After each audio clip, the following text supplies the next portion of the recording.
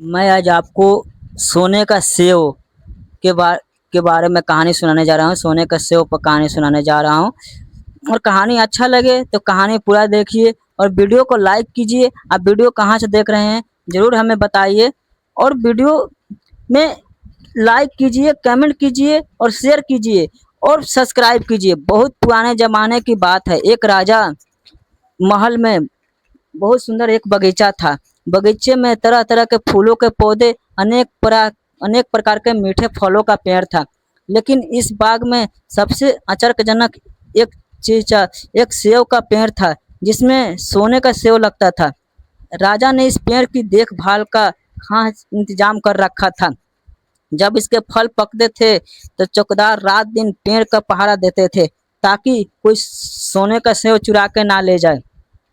ताकि एक दिन का बात है, बाग के माली ने जब सोने के सेवों को गिना तो उसमें से एक सेव गायब था। उसने दौड़कर राजा को खबर दी। राजा फौरन बाग में बगीचे में पहुंचे। उसे ये देखकर बहुत बड़ा आश्चर्य हुआ। देखभाल का इतना पक्का इंतजाम होने पर भी एक सेव किसी ने चुरा लिया। उसने ऐलान किया कि कोई सोने का सेव को चुराने वाले को कोई पता देगा, उसे इनाम दिया जाएगा। सबसे बड़े राजकुमार ने राजा से कहा, रात में वो पहाड़ा देगा और चोरों को पकड़ने की कोशिश करेगा। राजा ने इसकी इजाज़त दे दी। बड़ा राजकुमार रात में पहरा देने लगा, लेकिन 2 घंटे बाद उसे नींद आ गई और वो सो गया। सुबह उठकर जब उसने सेव को गिना तो देखकर चकित रह गया कि रात भर में एक और सेव गायब हो गया। इसके बाद दूसरी रात को मंझले राजकुमार ने पहरा देने का काम संभाला। उसे भी नींद आ गई और तीसरा सेव चोरी हो गया। राजा बहुत चिंतित हो गए और दरबारियों को भी समझ में नहीं आ रहा था क्या किया जाए। सब लोग उदास बैठे थे। इतने में सबसे छोटा राजकुमार आया और उसने कहा, आज की रात मैं पहरा दूंगा और मैं चोर को पकड़ूंगा। राजा इस राजकुमार से खुश नहीं रहता था, उसे मूर्ख भी मानता था। उसने उसे डांटते हुए कहा, तुम क्या समझते हो, क्या तुम्हें इसमें सफलता मिलेगी? तुमसे बड़े और तुमसे ज़्यादा समझदार दोनों राजकुमार ने इस काम में असफल हो चुके। तुम जाओ अपना काम करो। लेकिन छोटा राजकुमार नहीं माना। उसने राजा से प्रार्थना की और मुझे एक मौका दिया जाए। अंत में राजा राजी हो गए। राजकुमार रात में पहरा देने लगे। उसने तय किया कि किसी भी हालत में नहीं सोएगा और चोर को जरूर पकड़ेगा। जब आधी रात हुई और 12 बजे का आखिरी घंटा बजा तो राजकुमार ने देखा एक सोने की सुंदर चिड़िया उड़ती आई और सेव के पेड़ पर बैठ गई।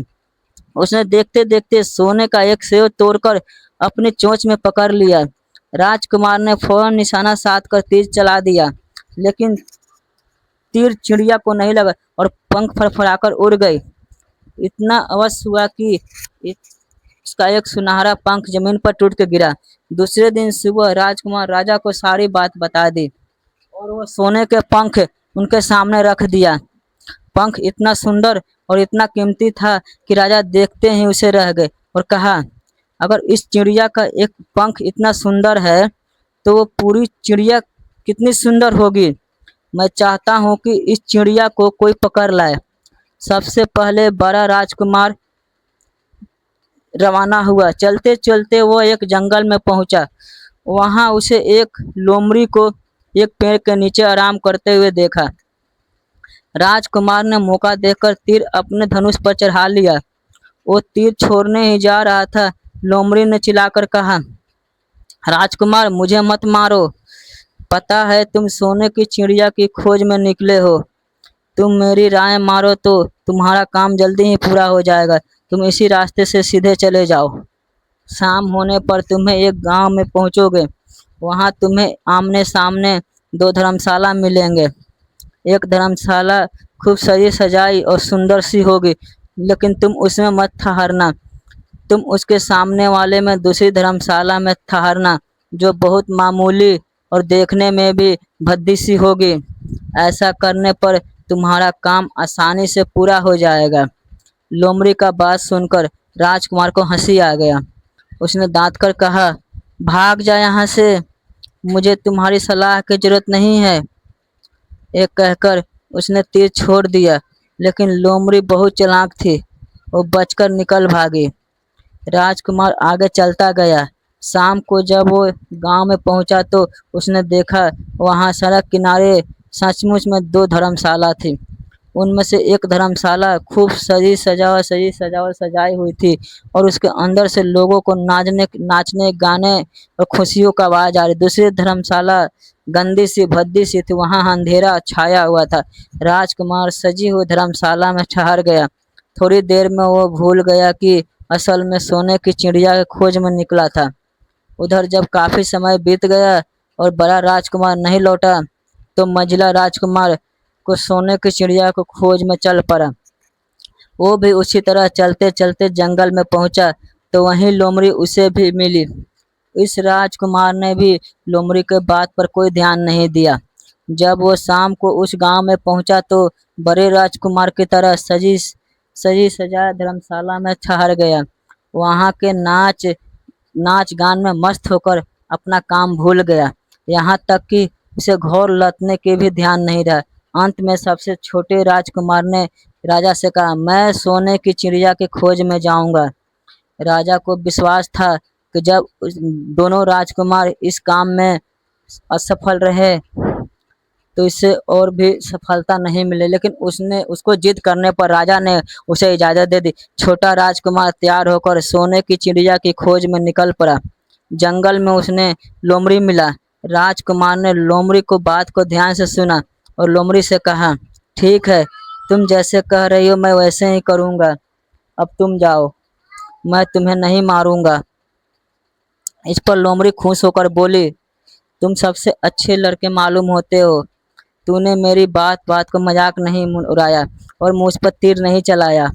मैं तुमसे खुश हूँ और तुम्हारी मदद करूँगी। आओ, तुम मेरी पूंछ पर बैठ जाओ, मैं तुम्हें वो धर्मशाला तक पहुँचा देती हूँ।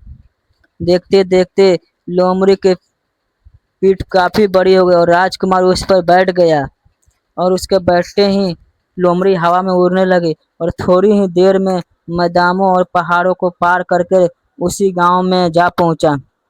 राजकुमार ने उसकी सलाह को मानकर छोटी और पुरानी धर्मशाला में डेरा डाल दिया। वो दूसरी सजाई धर्मशाला से दूर ही रहा। दूसरे दिन सुबह उठकर जब वो आगे बढ़ा तो कुछ दूर चलने पर उसे लोमड़ी फिर उस रास्ते में मिली। लोमड़ी ने उसे कहा, अब मैं तुम्हें बताती हूँ कि आगे तुम्हें क्या करना चाहिए। तुम सीधे चलो, आगे चलने पर तुम्हें बहुत बड़ा किला मिलेगा। आगे चलकर बहुत बड़ा किला मिलेगा। एक बहुत बड़ा किला मिलेगा जिस पर सिपाही पहरा दे रहे हैं और लोगों पहरा दे रहे हैं। तुम सिपाहियों से डरना मत, सीधे अंदर चले जाना, क्योंकि ये इस समय सो रहे होंगे। तुम बेधड़क होकर किले में घुसते चले जाना और उनके कमरे को पार करते हुए उस जगह पहुंच जाना जहां वो लकड़ी के मामूली से पिंजरे में सोने की चिड़िया बंद है। तुम चिड़िया को पिंजरे सहित उठाकर किले से बाहर ले आना। चिड़िया को पिंजरे से पास ही एक सुंदर सा सोने का पिंजरा भी रखा होगा। तुम भूल कर भी उस पिंजरे में मत रखना, मगर तुम उसे लकड़ी के पिंजरे में से निकालकर सोने के पिंजरे में रखने की कोशिश करोगे तो बाद में पछताओगे। ये कहकर लोमड़ी ने राजकुमार को अपनी पीठ पर बैठाया और थोड़ी ही देर में उसको किले के पास पहुंचा दिया। राजकुमार ने किले के पास जाकर देखा कि सचमुच उसके पहरेदार सब सो रहे थे। वो बिना डरे महल में घुस पड़ा और थोड़ी ही देर बाद वो उस कमरे में जा पहुंचा जहां सोने की चिड़िया एक पिंजरे में बैठी हुई थी। पिंजरे के पास सोने का 3 सेव पड़े हुए थे। इन सेवों को देखकर राजकुमार ने फौरन पहचान लिया कि ये सेव उसके पिता के बाग के ही थे। सोने की चिड़िया इतनी सुंदर थी कि राजकुमार उसे देखता ही रह गया। वो उसे उठाकर लाने वाला ही था, तब उसे पास ही पड़े सोने की पिंजरे पर पड़ी। वो पिंजरा बहुत सुंदर था और उसमें तरह तरह के कीमती पत्थर जड़े हुए थे। सोने की चिड़िया के लिए वही पिंजरा ठीक मालूम पड़ता था। राजकुमार लोमड़ी की बात को भूल गया और उसने सोने की चिड़िया को लकड़ी के पिंजरे से निकालकर सोने के पिंजरे में बंद कर दिया। लेकिन नए पिंजरे में आते ही चिड़िया ने खूब जोर जोर से शोर मचाना शुरू कर दिया। राजकुमार पिंजरे को उठाकर कमरे से बाहर भी नहीं निकल पाया था। बहुत से सिपाही कमरे में घुस आए और उन्होंने राजकुमार को पकड़ लिया। अब राजकुमार को अपनी भूल का पता चला। उसे याद आया कि लोमड़ी ने उसे क्या कहा था, लेकिन अब क्या हो सकता था। सिपाहियों से खींचते हुए राजा के दरबार में लाया। राजा के पूछने पर राजकुमार ने सारी बात कह सुनाई। राजा बोला, तुम मेरे महल में चोरी करने घुसे थे, मैं तुम्हें माफ नहीं कर सकता। तुम्हें फांसी की सजा दी जाएगी, लेकिन मैं तुम्हें एक मौका देता हूँ। अगर तुम मेरे लिए ही सोने का घोड़ा ला दो तो मैं तुम्हें न छोड़ दूंगा, बल्कि सोने की चिड़िया भी तुमको दे दूंगा। राजकुमार को अपनी जान बचाने के लिए राजा की शर्त माननी पड़ी। अब वो सोने की घोड़े की तलाश में निकल पड़ा। किले के बाहर जाने पर उसने देखा कि लोमड़ी का इंतजार कर रही है लोमड़ी। उसने लोमड़ी को सारी बात बताई। लोमड़ी निराश होकर के बोली, मैं अब तुम्हारी कोई मदद नहीं कर सकती हूँ। तूने मेरी कहने के अनुसार नहीं किया। मैंने जिस तरह से कहा था, अगर तब उस तरह से काम कर तो उस मुसीबत में नहीं फंसते। अलीवा सोने की चिड़िया तुम्हें मिल जाती। राजकुमार ने बोला, इस बार मुझे माफ करो, मुझसे गलती हो गई। मेरा काम तुम्हारे सहायता के बिना नहीं चलेगा। मुझे राजा ने सोने का घोड़ा लाने के लिए कहा है, वरना वो मुझे फांसी पर चढ़ा देगा। लोमड़ी ने कहा, खैर, मैं तुम्हें माफ करती हूँ। अब तुम ऐसा करो कि मेरी पूंछ पर बैठकर सीधे चले चलो। कुछ दूर जाने पर तुम्हें एक दूसरा किला मिलेगा। उसी किले की घोड़साल में तुम्हें सोने का घोड़ा बांधा हुआ मिलेगा। महल के नौकर चाकर सब सो रहे होंगे। तुम चुपचाप जाना और घोड़े को खोल लेना। लेकिन एक बात याद रखना, वहाँ घोड़े के पास ही घोड़े पर कसने के लिए दो जीनें रखी होंगी। उसमें से एक तो पुरानी चमड़े की जीन होगी और दूसरी सोने की जीन होगी। तुम सोने की जीन को छूना भी मत और उस घोड़े पर पुरानी जो जीन है उसको कसकर सवार हो जाना रखकर, और दौड़ते हुए किले पर रखकर वादा किया कि ठीक ठीक मैं वैसा ही करूँगा। लोमड़ी ने उसे अपनी पूंछ पर बैठाया और कुछ ही देर में वो उसे लेकर किले के पास जा पहुंचा। किले के पास पहुंचते ही लोमड़ी उसे नीचे उतारा और वहां से चली गई। राजकुमार सीधा फाटक फटक से किले में घुस गया। अंदर जाकर उसने देखा कि वहां के सभी नौकर चाकर सोए हुए थे। थोड़ी ही देर में वो किले के घोड़सवार में जा पहुंचा। वहां बहुत सुंदर सुनहरा घोड़ा बांधा हुआ था। राजकुमार ने पास जाकर देखा कि वो सचमुच में घोड़ा सोने का था। ऐसा सुंदर घोड़ा कभी सपने में भी नहीं देखा था। उसने आगे बढ़कर घोड़े को खोल लिया। अब जब वो बाहर निकलने लगा तो उसकी नज़र कोने में पड़ी एक सोने की जीन पर गई।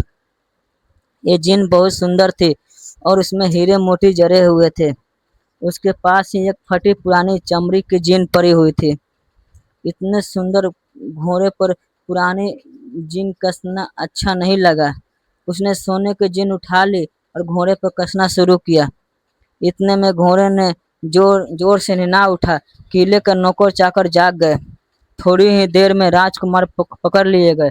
राजकुमार को सिपाहियों ने हाथ बांधकर अपने राजा के सामने पेश किया।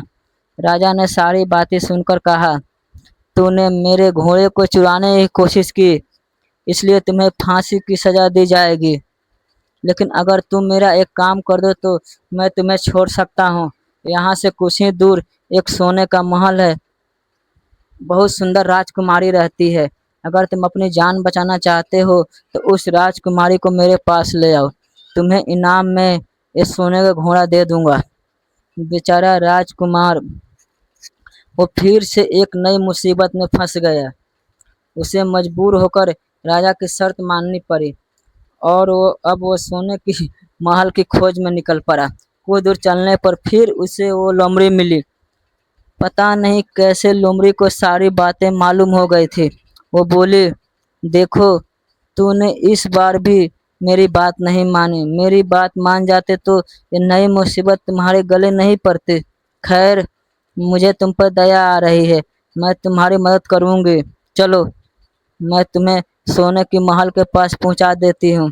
तुम महल के बाहर ही कहीं छिपे रहना। जब उसमें से शाम को राजकुमारी तालाब में नहाने के लिए बाहर आएगी, तुम आगे बढ़कर उसका हाथ पकड़ लेना। जैसे ही तुम उसे छुओगे, राजकुमारी तुम्हारे साथ आने के लिए राजी हो जाएगी। लेकिन एक बात याद रखना, तुम उसको वहां से अपने साथ ले आना। उसे वापस महल में मत जाने देना। वो तुमसे कहेगी, मैं अपने माता पिता से मिलकर आती हूँ। लेकिन तुम उसकी बातों में मत आना, वरना फिर मुसीबत में फंस जाओगे। ये कहकर लोमड़ी ने अपनी पीठ पर फिर बैठा ली और राजकुमार बैठकर देखते ही देखते लोमड़ी हवा में उड़ती हुई कुछ देर बाद सोने के महल के पास जा पहुंची। महल के पास पहुंचते ही राजकुमार एक पेड़ के नीचे छिप कर बैठ गया। शाम को जब राजकुमारी नहाने के लिए किले से बाहर आई, तो राजकुमार ने हिम्मत करके आगे बढ़कर उसका हाथ पकड़ लिया। उसके छूते ही राजकुमारी उसके चल साथ में आने के लिए तैयार हो गई। वो बोली, राजकुमार, तुम मुझे जहाँ भी ले जाना चाहोगे मैं तुम्हारे चलूंगी, लेकिन मुझे थोड़ी देर के लिए अपने माता पिता से मिल आने दो। राजकुमार ने कहा, नहीं, ये नहीं होगा। तुम्हें तुरंत ही मेरे साथ चलना पड़ेगा। लेकिन राजकुमारी रोने लगी। इतनी सुंदर राजकुमारी को रोते देखकर राजकुमार का मन पिघल गया। अंत में वो राजी हो गया और बोला, जाओ, तुम थोड़ी देर के लिए माता पिता से मिल आओ, लेकिन तुरंत बाहर चली आना। लेकिन राजकुमारी ने जैसे ही किले में पैर रखा, किले के पहरेदार जाग गए और उन्होंने राजकुमार को पकड़ लिया। राजकुमार बहुत पछताया, लेकिन अब क्या हो सकता है। सिपाहियों ने उसे अपने राजा के पास पेश किया। राजा बहुत निराश था। उसने उसी वक्त हुक्म दिया, इस राजकुमार को फौरन फांसी पर चढ़ा दिया जाए। ये सुनकर राजकुमार रोने गिड़गिड़ाने लगा। इस पर राजा ने थोड़ी देर विचार करने के बाद कहा, मैं अपनी आज्ञा वापस नहीं ले सकता, लेकिन मेरा एक तुम काम कर दो तो तुम्हारी जान बच सकता है। हमारे किले के ठीक सामने ये जो बड़ा पहाड़ है, इसके कारण हमारे किले को सुंदरता नष्ट होती है। अगर तुम 8 दिन में इस पहाड़ को खोद कर साफ कर दोगे, तो मैं तुम्हें क्षमा कर देंगे और राजकुमारी का विवाह तुम्हारे साथ कर देंगे। राजकुमार किले के बाहर आकर पहाड़ को देखने लगा। उसके हाथ में एक छोटी सी कुदाल थी। उसके समझ में नहीं आ रहा था, इतना बड़ा पहाड़ 8 दिन में वो कैसे खोद सकता है। फिर भी उसने जान तो बचानी थी, इसलिए वो पहाड़ खोदने लगा। धीरे धीरे 7 दिन बीत गए। इतने दिन तक लगातार खोदने पर भी पहाड़ का सिर्फ एक कोना ही खोद सका था। हम्म आपसे वही रिक्वेस्ट है, वीडियो को लाइक करें और चैनल को सब्सक्राइब करें। और आप वीडियो कहाँ से देख रहे हैं ज़रूर बताएं कमेंट में। हम्म, ये सिर्फ कोना ही खोद सका था। 7 दिन हो चुका था।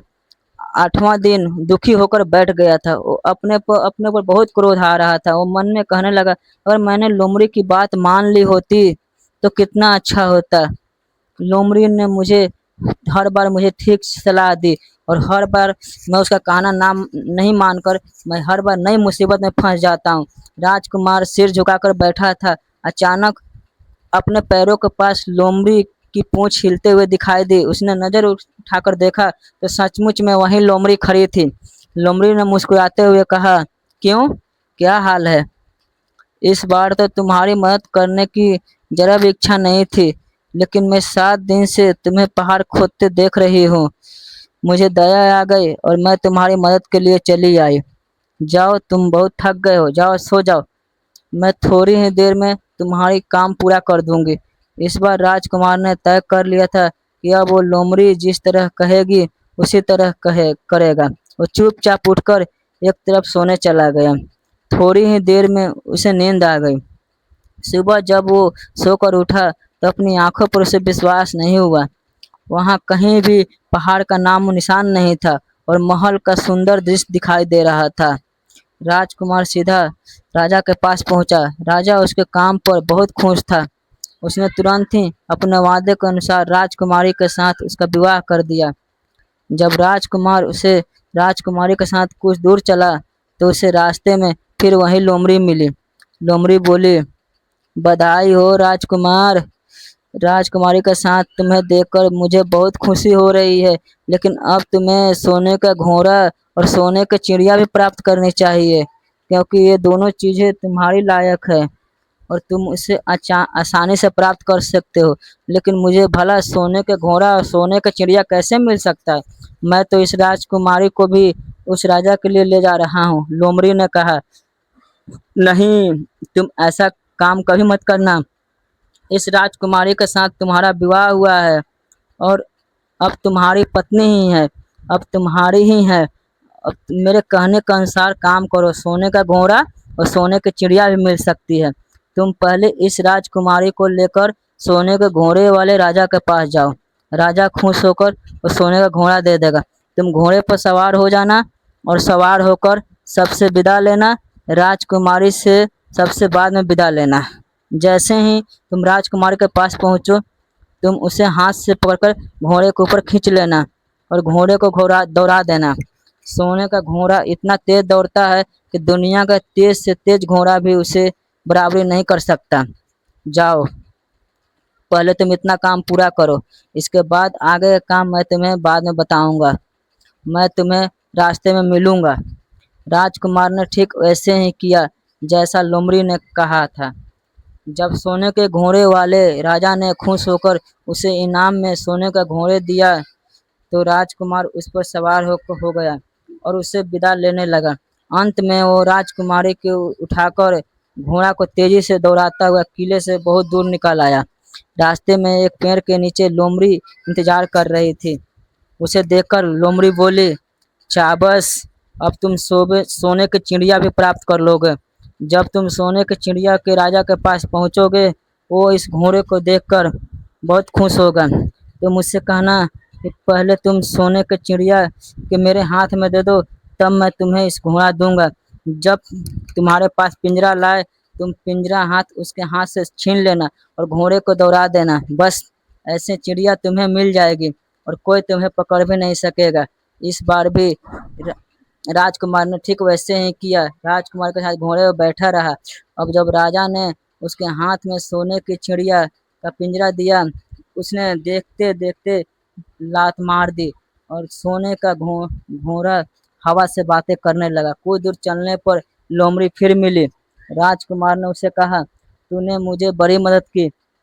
तुम्हारी वजह से मुझे न सोने का चिड़िया मिली, न सोने का घोड़ा और इतनी सुंदर राजकुमारी भी मिल गई। बताओ, मैं तुम्हारे क्या इनाम दूं? मैं तुमको कुछ ना कुछ जरूर देना चाहता हूँ। लोमड़ी ने कहा, अगर तुम खुश हो तो मेरा एक काम कर दो। तुम एक तीर चलाकर मुझे मार दो। इस समय सबसे बड़ा काम यही कर सकते हो मेरे लिए। राजकुमार ने कहा, भला ये कैसे हो सकता है? तूने मेरी इतनी मदद की और मैं बदले में तुम्हें मार दूं? मुझसे ये नहीं होगा।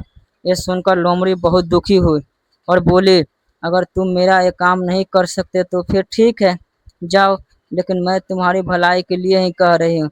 तुम दो बातें जरूर याद रखना। एक तो किसी कुएं के दीवार पर मत बैठना और दूसरे, तुम ऐसे लोगों को धन मत खर्च करना जिन्हें फांसी मिलने वाली हो। राजकुमार बोला, भाई, तुम भी अजीब हो। तुम्हारी बातें मुझे समझ में ही नहीं आती। भला मैं कभी कुएं के दीवार पर क्यों बैठूंगा और ऐसे आदमियों पर धन क्यों खर्च करूंगा जिनको फांसी दी जाने वाली हो। लेकिन लोमड़ी ने उसकी बात का कोई जवाब नहीं दिया और अलविदा कहकर वहां से चली गई।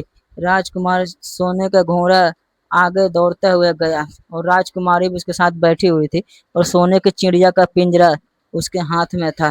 कुछ ही देर में राजकुमार उस छोटे गांव में जा पहुंचा जिसमें वे दोनों धर्मशाला थे।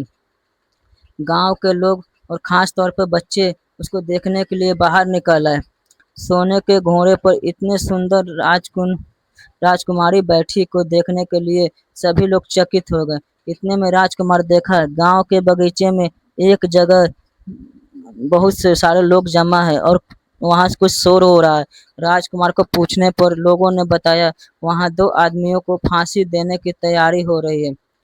राजकुमार उधर ही चल पड़ा। वहां पहुंचने पर पहचान लिया कि जिन आदमियों को फांसी दी जाने वाली है वो और कोई नहीं और उसके ही भाई थे।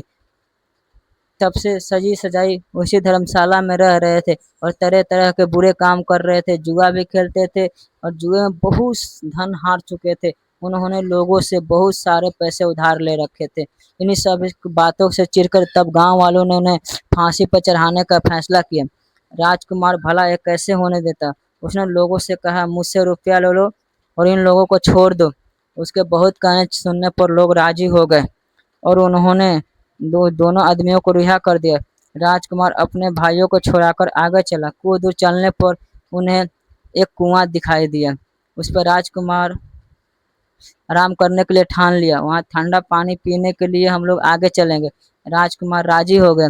अब तक वो ये भूल चुका था कि लोमड़ी ने विदा होते समय उससे क्या कहा था। वो घोड़े से उतरकर दीवार पर बैठ गया कुएं का। उसके दोनों भाइयों ने मौके देखकर कुएं में धकेल दिया। उसके बाद उसने घोड़े पर डाला और सोने को चिड़ियों का पिंजरा उठाया और वहां से चलते बने। कुछ ही देर में वो अपने राज्य में लौट आए और घर लौटने पर राजा से कहा हम लोग सोने को चिड़िया को पकड़ लाए। इसी चिड़िया ने हमारी बाग में से सोने का सेव चुराए थे। इसके साथ ही हमें एक सोने का घोड़ा और राजकुमारी भी लाए हैं। राजा बहुत खुश हुए देखकर। उसके बाद बोले देखते हैं आगे।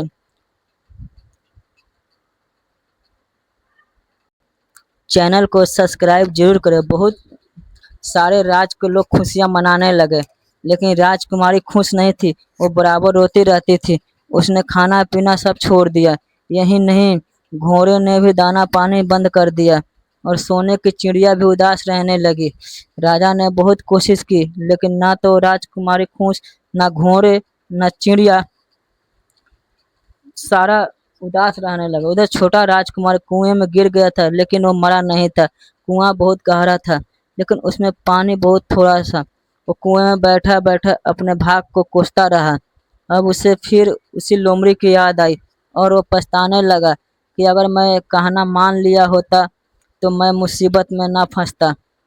राजकुमार ने जैसे ही लोमड़ी को याद किया, लोमड़ी ने न मालूम कैसे कुएं के मुंह पर आ पहुंची और बोली देखो राजकुमार, मैंने पहले ही तुम्हें समझाया था किसी को कुएं की दीवार पर मत बैठना और ऐसे आदमियों को मत करना जिन्हें फांसी दी जाने वाली, लेकिन तुम नहीं माने। खैर चलो, अब आखिरी बार मैं तुम्हारी मदद कर देती हूँ। लो मेरी पूंछ पकड़ लो और कुएं से बाहर निकल जाओ। ये कहकर लोमड़ी ने अपनी पूंछ कुएं में लटका। देखते ही देखते पूंछ इतनी लंबी हो गई कि कुएं के पेंदे में पड़े राजकुमार के पास जा पहुंचा। राजकुमार उसे पकड़कर बाहर निकल आया। लोमड़ी ने इसे कहा जाओ, तुम अपने घर जाओ, लेकिन जरा होशियार रहना। तुम्हारे भाई तुम्हारे जान के दुश्मन है। ये लोग जरूर तुमको ढूंढ रहे होंगे। राजकुमार घर की ओर चल पड़ा। अपने राज में पहुंचने पर एक भिखारी मिला।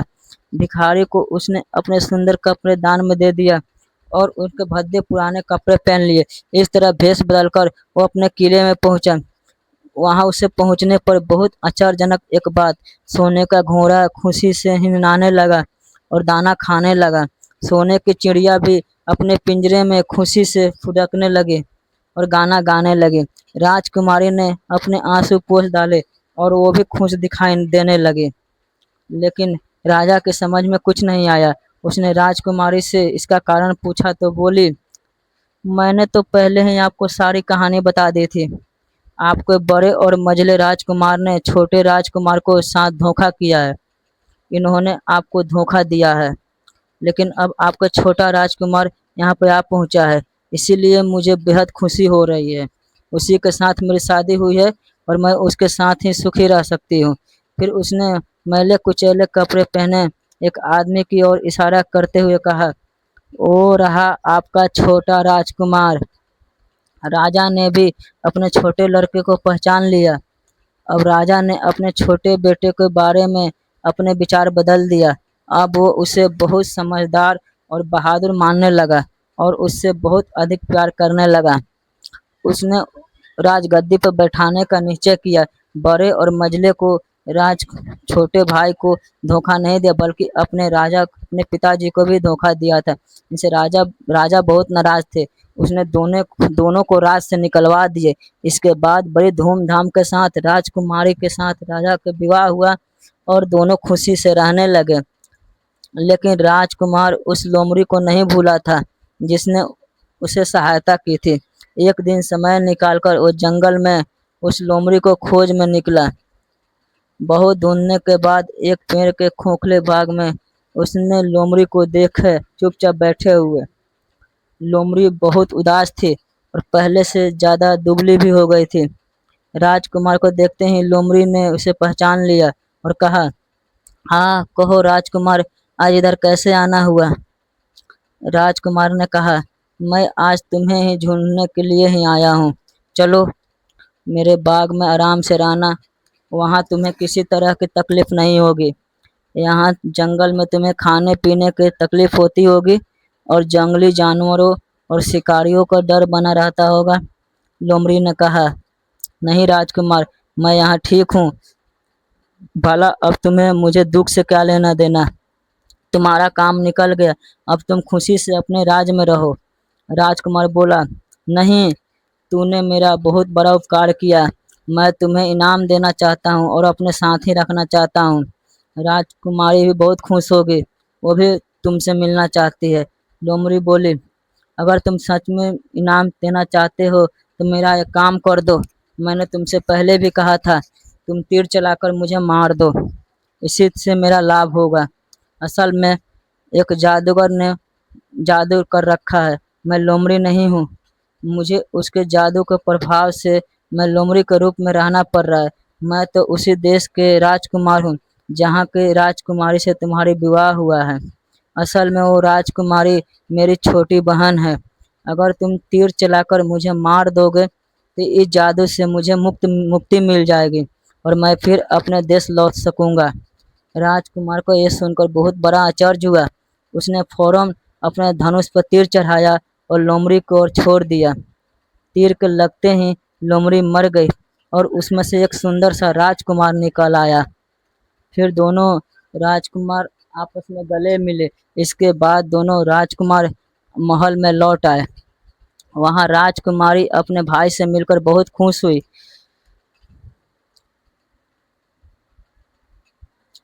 बस ये कहानी यहीं पे ख़त्म हो रहा है। चैनल को सब्सक्राइब करें प्लीज़ और वीडियो को लाइक करें। जय हिंद, जय भारत।